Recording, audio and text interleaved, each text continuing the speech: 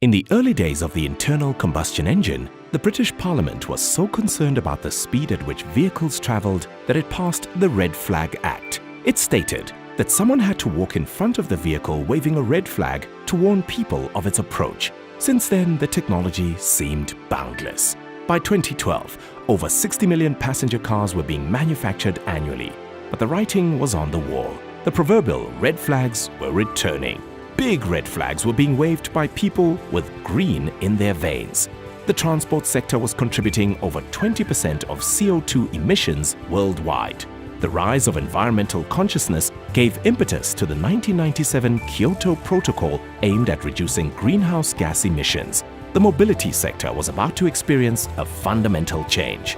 Various alternatively fueled vehicles entered the commercial market. Electric vehicles, also known as EVs, and natural gas, to name but two.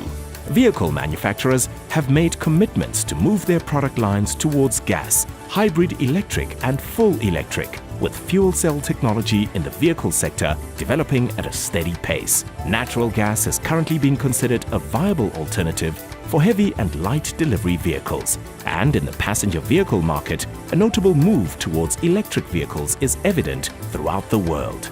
Registrations of EVs reached an all-time high in 2016, with over 750,000 new sales worldwide, and global electric car stocks surpassed 2 million vehicles. No doubt a global trend that's accelerating as fast as a Formula E racing car on the straights. Amid the EV boom, an e-mobility value chain is also emerging. We are seeing innovation and new business models, including combined EV charging services. But what, you may ask, are we seeing here in South Africa? Admittedly, our market is lagging in its adoption of EVs. The availability of publicly accessible EV charging infrastructure is paramount to allaying vehicle range anxiety and has itself evolved rapidly with the advent of induction and wireless charging at our doorsteps. And what of the supply of electrical energy to all charging facilities? Well, it won't surprise you to learn that the organization that supplies 90% of South Africa's electrical energy needs is at the forefront in supplying the energy required to power the e-mobility sector.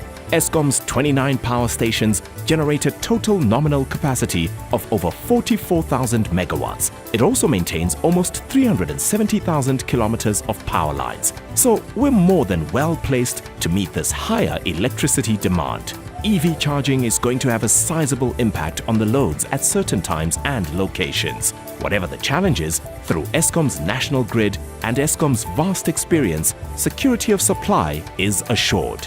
The deployment of EVs in South Africa will need to be conceived in a way that takes advantage of all available options. The production of lithium-ion batteries as a component in the e-mobility value chain may prove a viable option for developing the local manufacturing sector. South Africa has a patent on lithium manganese dioxide, which is currently the cheapest and preferred cathode technology used in lithium-ion batteries. The development of the e-mobility sector is going to be widespread. It's going to be dynamic. It's also going to be a cleaner and greener means of transport. And as all this happens, we can be assured that there won't be a single red flag to be seen anywhere.